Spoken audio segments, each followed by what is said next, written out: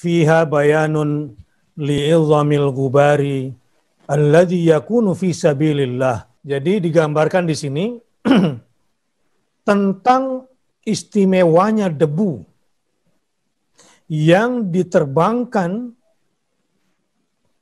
oleh mereka-mereka yang sedang berada di jalan Allah, oleh mereka-mereka yang sedang berjihad dalam menegakkan kalimatnya. Karenanya Allah mengkhususkan kalimat atau diksi fa'atharna bihi naq'a. Nah, Ustaz Dedan tadi menggambarkan misteri juga nih ya, debu ini. Ada apa dengan debu ini? Kalau kita perhatikan misalnya fungsi debu dalam bertayamum,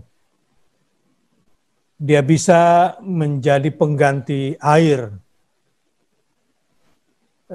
Ketika kita tidak menemukan air. Berarti memang ada unsur sebetulnya kesucian yang mensucikan pada debu ini. Bahwa ketika debu ini kemudian betul-betul berterbangan akibat sigap cepatnya gerakan dan serangan, bahwa kemudian menaikkan debu-debu yang tadinya dibawa ke atas, seakan-akan dia memiliki perannya sendiri di medan tempur. Yang tadi digambarkan bisa mengecoh lawan. Bahkan bisa saja menutupi pandangan mereka. Sebagaimana yang digambarkan oleh Buya Hamka tadi kan. Jadi debu itu menutupi mereka. Jadi semakin kencang, semakin tebal debu yang ditimbulkannya. Dan ini tentu salah satu strategi dalam sebuah peperangan. Strategi apa? Menjatuhkan mental lawan. Strategi apa lagi? Memporak-porandakan pasukan lawan. Karena mereka tidak jelas menatap mana kawan, mana lawan.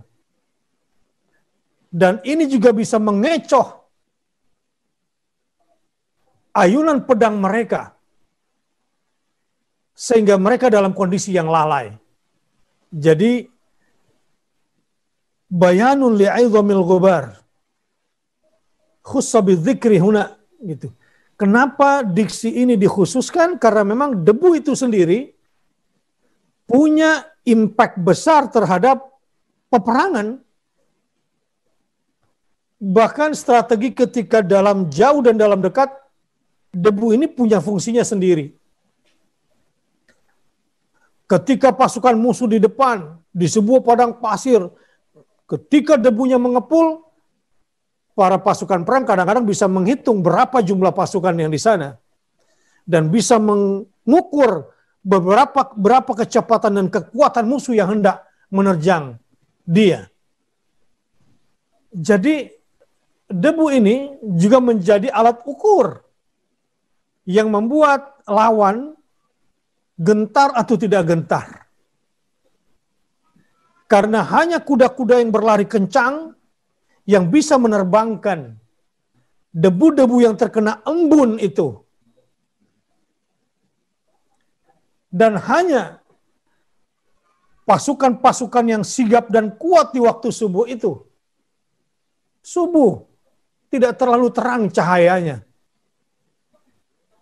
Walaupun subuh ini kalau kita gambarkan secara bahasa ada yang mengatakan awal fajar. Sementara akhir subuh itu yang namanya al-fajr. Gitu. Bayangkan ini berarti kan suasana boleh jadi belum ada matahari. Dari mana diketahui adanya debu? Padahal suasana belum lagi terang. Nah, ini tentu juga sangat mengganggu penciuman dan boleh jadi mengganggu pandangan mata. Dan pastinya juga akan mempengaruhi bukan cuma manusia dari kalangan musuh, ya hewan ternak dari kalangan kuda dari kalangan musuh atau unta dari kalangan musuh. Ada beberapa poin yang saya kira perlu kita catat di balik ini semua. Fa'atharna bihi naqa'a. Nah, sampai di sini ada tambahan keterangan. Berarti kuda-kuda tempur atau pasukan kavaleri yang harus kita siapkan, kriterianya adalah yang mampu menerbangkan debu-debu di waktu subuh. Yang debunya sudah bercampur dengan embun. Kalau siang-siang berdebu biasa. Ada angin menghembus juga dia langsung berdebu dan orang bisa kelilipan. Tapi memancarkan debu dan memporak-porandakan debu, menaikkan debu ke atas di waktu subuh hanya bisa dilakukan oleh kuda yang berkualitas, atau untuk itu harusnya kuda digunakan. Jadi bisa dua kemungkinannya. Kuda yang berkualitas atau maknanya untuk itu kuda diciptakan oleh Allah Subhanahu wa taala. Jadi bukanlah untuk sombong-sombongan. Bukanlah untuk hias-hiasan. Untuk itu kuda digunakan. Tempatkan pada tempat yang tepat. Nah, ini yang menarik dari kata-kata fa'atharna bihi naqa'a.